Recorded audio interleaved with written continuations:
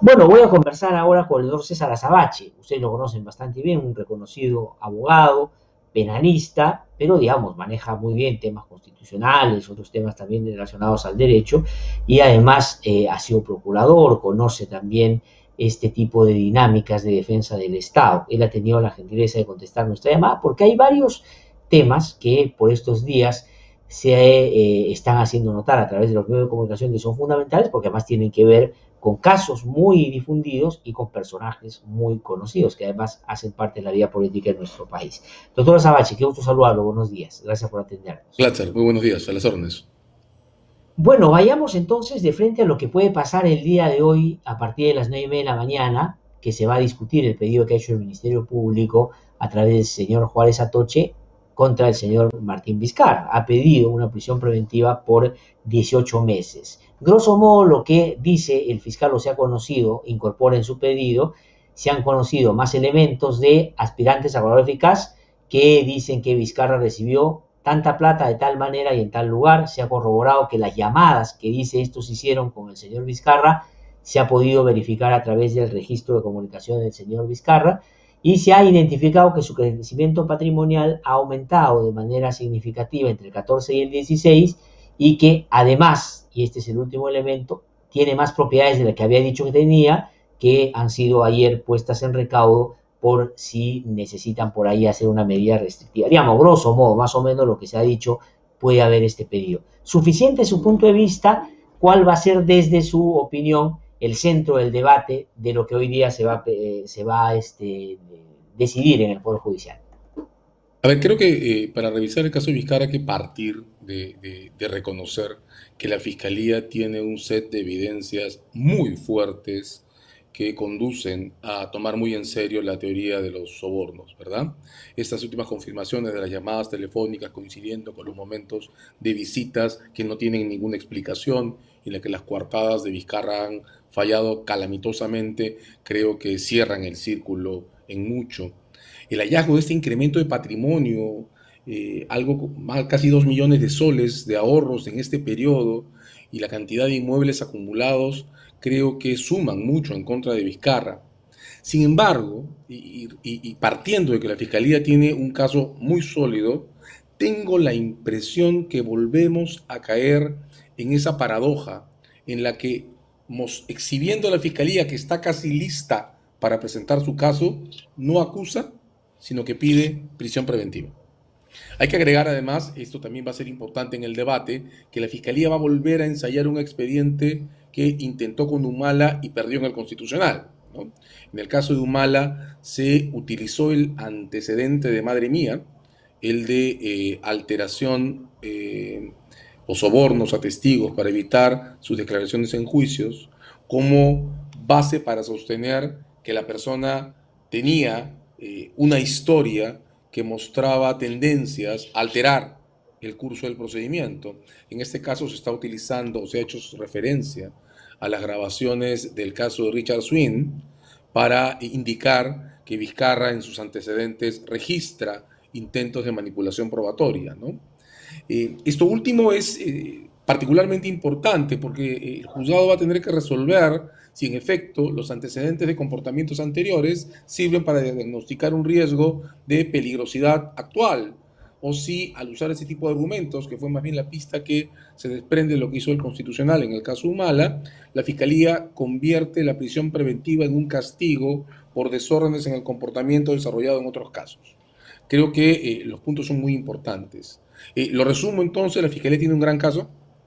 Creo que tendríamos que aprender que cuando la Fiscalía tiene un gran caso, lo que debe hacer es acusar y comenzar el procedimiento intermedio y en todo caso pedir las cautelares en el marco de una acusación ya presentada. Hay, sin embargo, una incertidumbre legal por resolver en punto a cómo se van a tratar ahora las cuestiones vinculadas a los antecedentes perturbatorios de un investigado como Martín Vizcarra. Y claro, además está este overlap con el proceso electoral que le da una nueva coartada política a Vizcarra para tener algo que decir la audiencia, ¿no? Ahora, claro, pero una coartada, teniendo en cuenta esta última, que no aplicaría en tanto a otro caso que le voy a preguntar en un ratito, de Keiko Fujimori, le está pasando no lo mismo, pero hay un hecho judicialmente muy importante que da cuenta de que no es que estén persiguiendo a los dos, ¿no es cierto? Pero lo que quería No, era regresar a lo que usted mencionaba, doctora Sabache, y usted ha planteado, y quiero ordenar las cosas para quienes nos están escuchando puedan entender qué cosa es lo que se requiere para una prisión preventiva, ¿no es cierto? Hay un primer elemento que usted ha dicho, ya es sustantivo, es decir, la Fiscalía ha acumulado evidencias, indicios razonables para dar cuenta de que el señor está vinculado a un delito concreto. Entonces, ¿cree usted que ese primer requisito supera ampliamente la discusión? sí, eso, lo Para que eso, ocurre, quiero marcar esto, es que esa es una condición para discutir la prisión preventiva, pero la prisión preventiva no depende de la cantidad de pruebas que tiene la fiscalía, depende del exacto. peligro de fuga. Ya, por eso, a eso iba, ¿no? O sea, el primer requisito estaría cumplido, sobrepasado para el momento en el que se está pidiendo. El segundo, que es sobre la pena, sobrado, ¿qué pena le darían a Vizcarra si que se comprueba? Pasa los 4 años. Y ¿Y qué penas son? no, de manera sobrada, porque estamos hablando de dos casos de soborno, solo ahí hay 16 años, porque las Uh -huh. penas en el Perú se suman hasta el doble de la máxima. Entonces, no, las condiciones para que el debate tenga sentido están. El problema es si el juzgado va a aceptar que Vizcarra es una persona que puede perturbar las declaraciones de otros testigos o no. Ya, de Que acuerdo. esa es Entonces la razón vayamos que al tercer fundamenta la requisito, prisión. justamente es eso. Entonces el primero superado, el segundo superado, y el tercero, que es el determinante, hay dos vías, obstaculización o fuga. ¿No es cierto? El señor se va a fugar, nosotros tenemos elementos que da cuenta que ya está por irse o tiene capacidad de perturbar el accionar de la justicia. En el caso de lo que usted dice, obstaculización de justicia, el argumento del fiscal es, este señor, en el caso de Richard Singh, actuó de esta manera y por lo tanto yo creo que podría actuar de esa misma manera en este caso. Ese es un elemento que el Ministerio Público está planteando. Ese en sí solo usted dice que no es suficiente, porque además el Constitucional le dio la razón humana con el caso Madre Mía versus el caso justamente Odebrecht. ¿Qué otro elemento tiene el Ministerio Público ahí? En mi lectura solo ese, ¿no? Y claro, como bien ha resumido Glatzer, ese es uno que siendo importante y siendo muy seductor ha sido desautorizado por el Tribunal Constitucional. Ahora, hay otra discusión aquí y es que la Fiscalía, creo, sigue pensando que tiene que tener a la vez razones para atribuir al investigado peligro de fugarse y razones para atribuirle la capacidad de alterar las declaraciones de testigos. Los tribunales ya han dicho varias veces que eso no es verdad, basta uno de los dos. Sería un poco absurdo que solo se pueda capturar a una persona porque se va a fugar y porque puede alterar pruebas, ¿verdad? Claro, Son dos casos diferentes, son independientes. Y en este caso la Fiscalía parece tener más claro un caso de perturbación en el que lo que tendremos que oír en la audiencia es cómo superan el estándar que fijó el Tribunal Constitucional. Y como repito, en el caso Humala ya el tribunal ha dicho que no basta que alguien en el pasado haya intentado perturbar las declaraciones de testigos si en el presente no lo está haciendo. Esa es la discusión más fuerte que vamos a vivir el día de hoy. Como digo, mi reclamo al sistema en general es que si la primera condición, la cantidad de pruebas sobre la responsabilidad es tan alta, entonces no deberíamos estar discutiendo una cautelar, deberíamos estar discutiendo la acusación. Y en el claro. marco de la acusación, como ha pasado en el caso Fujimori, pueden discutirse nuevas cautelares, pero cautelares que tienen como base un discurso del tipo, señor juez, yo estoy presentando acusación, voy a llevar a esta persona a juicio, de modo que en la tensión que provoca mi acusación, ahora que estoy pidiendo la pena, temo que se escape. De modo que Uh -huh. quiero asegurarlo, porque el procedimiento intermedio es largo y no estoy seguro que vaya a permanecer. Es otro tipo de discurso, sí, incluso más flexible para la Fiscalía, pedir cautelares con una acusación presentada que pedirlas de esta manera, diciendo, tengo mi caso listo, pero no tengo la acusación lista, de modo que mientras la escribo, quiero que se imponga una cautelar. No me termina de cerrar ese esquema, creo que le ha fallado a la Fiscalía a la larga, en todos los casos anteriores, nadie está ahora bajo prisión preventiva y sin embargo la Fiscalía lo está intentando otra vez. Esa es la parte que para mí genera en esta audiencia una paradoja institucional muy complicada, ¿no? Un gran caso con un pedido que no parece el pedido perfecto. Ahora, y sobre todo porque la condición del imputado ha cambiado, porque cuando hizo lo que hizo en el caso si era presidente de la República y hoy día ya no lo es y no tendría del todo esa capacidad, ¿no? Pero por otro lado le pregunto, su condición de candidato al Congreso podría ser un motivo a alegar en el interés que le pueden atribuir a Vizcarra tiene de llegar para tener inmunidad y para evadir la justicia, ¿ese es un elemento? ¿No le parece? A ver, la cuestión política. Quiero comenzar diciendo esto, ¿no? Los dos candidatos a algo que están siendo ahora o requeridos por la justicia o acusados, sabían que estaban siendo investigados cuando se lanzaron a las campañas. Desde ese punto de vista, el overlap entre el procedimiento, como viene avanzando, y el proceso político es causado por ellos. Ambos asumieron el riesgo de ser acusados o ser requeridos en prisión preventiva durante la campaña. Entonces a mí me parece muy poco honesto que ambos pretendan que las reacciones de la Fiscalía son actos de judicialización de la campaña política cuando ambos ingresaron a la campaña política bajo investigación. Entonces, coartada a favor de la defensa, desde mi punto de vista, no es bajo ningún concepto. Tampoco es un argumento a favor de la fiscalía, ¿verdad? Porque hay que tener esto en claro, los derechos políticos en términos constitucionales prevalecen sobre cualquier otra atribución fiscalizadora a las autoridades, de modo que tienen derecho a postular, pues postulan, ¿no? Y la fiscalía haría mal si pretendiera que postular a un cargo es un acto evasivo, ¿no? Porque postular a un cargo depende de la voluntad de los electores, no de la voluntad de quien postula. No, creo que la Fiscalía no puede ir por esa línea, pero creo que es más importante dejar en claro que tampoco la defensa puede pretender que se ha generado una suerte de overlap manipulatorio cuando han actuado a propio riesgo, se han Claro. autoexpuesto a que esto. Ahora, esto es bien importante, esto que ha dicho usted es una anotación relevante, porque ni el uno ni el otro pueden usar ese como argumento, ¿no? Ni para el No, perseguido ninguno de los dos. político, ni para, está tratando de ver la justicia. Clarísimo me parece ese dato y me parece muy explícito, muy concreto, ¿no? El otro asunto que quería preguntarle sobre este caso es ya, digamos, es verdad que estamos en el ámbito un poco de la especulación, porque por judicial cualquier cosa puede pasar, pero si usted por lo que dices, no encuentra como justificación para una decisión de esa naturaleza. Pero hay que ver los actores, el Ministerio Público, la defensa y la jueza, que es una jueza además que ya ha visto casos de esta naturaleza, de hecho es la que homologó el acuerdo de Odebrecht, en fin. ¿Hay garantías como para que el caso se discuta razonablemente despercudido de cualquier otro elemento que no sea el que el expediente o la carpeta presenta? Yo creo que sí, de hecho es una jueza que ha demostrado su independencia en los hechos, ¿no? Las discusiones alrededor del acuerdo de Odebrecht y luego las discusiones alrededor de la liberación de los 524 más o menos millones de soles que se pidieron como saldo de la operación de la venta de Chacya, que también se le hizo ante ella, fueron dos momentos cargados de presiones desde todos los sectores, ¿no?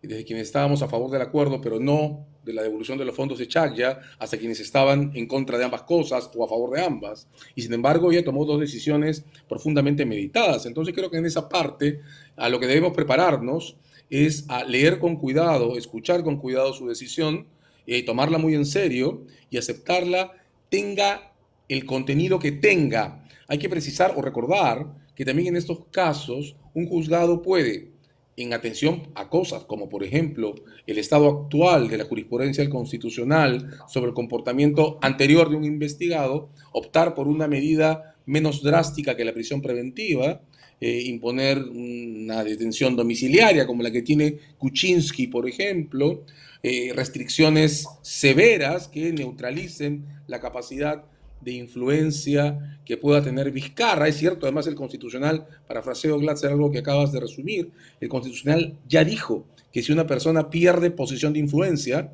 lo hizo con ocasión al caso Fujimori y su control sobre el Congreso, pierde también capacidad de maniobra para perturbar un procedimiento. Entonces la jueza tiene una gama de alternativas que hacen que esta audiencia no sea solo un sí o no a la prisión preventiva. Esta es una Uh audiencia en la -huh. que se va a discutir cuál es el estado actual de líneas de jurisprudencia que el Constitucional ha marcado, pero que no obligan al 100% a la judicatura. Va a ser un debate entonces que puede tener resultados alternos muy importantes, desde la negativa de la prisión preventiva a la imposición de medidas menos severas que la prisión preventiva. Puede haber una decisión de la jueza sobre los plazos de la investigación y la jueza puede preguntarle a la fiscalía, ya que tiene un caso tan fuerte como el que tiene, cuándo va a presentar esa acusación y utilizar la respuesta de la fiscalía para medir qué tipo de decisión puede tomar, ¿verdad? Si usted me dice Claro. que la acusación no va a estar lista de hasta dentro de 6 meses, ¿por qué lo quiere detenido ahora? Hay mucho que ver. Creo que es un momento además institucionalmente importante para ver un debate que de varias maneras puede fijar un cambio en el curso de las relaciones entre el judicial y la fiscalía. Creo que hasta este momento, más allá de que, insisto, el caso de Vizcarra es uno que produce sensaciones muy fuertes, pero hasta este momento la judicatura se ha distanciado poco del Ministerio Público. Este es un caso, es un momento y es una jueza que puede marcar una cierta distancia creativa también y producir una salida equilibrada que se haga cargo del estado de la jurisprudencia del Constitucional y que le fije también términos de referencia a una fiscalía que, voy a volver a decirlo, perdóname Glatze, pero si está en lista como la vemos para presentar Ujú. acusación, pues entonces debería desenganchar este caso de todos los demás y llevar al señor Vizcarra a juicio de una vez por todas. Sí. Ahora, yo tengo la impresión de que la jueza va a ir por otra salida, me da la impresión y creo que puede generar ahí una línea de relación distinta efectivamente en un contexto en el que hemos visto cosas que han demorado mucho y en eso también puedo coincidir, ¿no? Ahora, pero hay la posibilidad de que Vizcarra, digo, como posibilidad, termine en prisión preventiva, inhabilitado por el Congreso, pero a su vez electo como congresista sin poder ejercer. O sea, es una cosa Mm. rarísima, ¿no? Eso podría pasar, ¿no es Sí, cierto? sí, pero notemos, voy a regresar sobre lo mismo, notemos hasta qué punto Vizcarra está manejando esta escena de creación de situaciones en el borde, ¿no? Digamos, para comenzar, fue él quien decidió vacunarse clandestinamente, para comenzar. Luego, es él quien ha decidido forzar esta postulación en la que, si uno mira las cifras, además no le va mal. Es él el que ha decidido armar este discurso que antes recusaba de la persecución política de la fiscalía a la que antes respaldó. Exacto, Entonces, las sí, paradojas las está creando todas él. Creo que la carga hacia las autoridades está en equilibrar las cosas. Si uno mira las cosas de dentro del procedimiento, claro, creo que la salida correcta para el Ministerio Público es desenganchar este caso de todos los demás del Club de la Construcción, incluso del destino final de los acuerdos de colaboración eficaz y organizar esa acusación para que comience a discutirse y discutir las cautelares en el marco de una acusación y no fuera de ellas. Creo que desde el punto de vista del juzgado, claro, diferenciarse de la fiscalía es importante si encuentra razones serias para hacerlo y ahí lo que hay que discutir es cómo terminaron en el Constitucional los casos Fujimori y Humala. Creo que desde el punto de vista del país estamos en una trampa de paradojas acumuladas por un solo personaje que además dice ahora lo que antes decía que no se debía decir. Eso me parece absolutamente indignante, tengo que decirlo. sí, tengo que ir ya con menos tiempo, lamentablemente, al caso Fujimori, ¿no? Ahí también pasa lo que usted decía y por eso es bueno que usted ha puesto el argumento previamente, ¿no? Antes se le decía al Ministerio Público, ¿por qué no acusa? Y ahora que acusa se dice, ¿por qué acusa en medio de un proceso electoral? En fin, los tiempos del Ministerio Público son distintos pues a la política. Pero esa acusación que está en el marco de un estadio de control todavía, o sea, es decir, no es que ya se habilitó el juicio. ¿Cómo ve el caso que ha presentado el Ministerio Público? ¿Consistente? A ver, varias ideas encontradas. Para comenzar, la acusación todavía no circula, de modo que en el detalle no la tenemos, ¿no? Lo primero, en efecto, creo que de varios sectores hemos pedido que esta acusación se presente hace mucho tiempo. Creo que la propia defensa de la señora Fujimori ha dicho esto antes, de modo que también aquí que la acusación finalmente se haya presentado no puede ahora producir protestas. La señora Fujimori sabía que estaba bajo investigación, sabía que su caso estaba retrasado, de modo que, como ya comentamos, ella es causante del overlap por el que ahora reclama. Entonces, eso está fuera de discusión. Temo que va a ser muy difícil organizar el debate, Glatzer.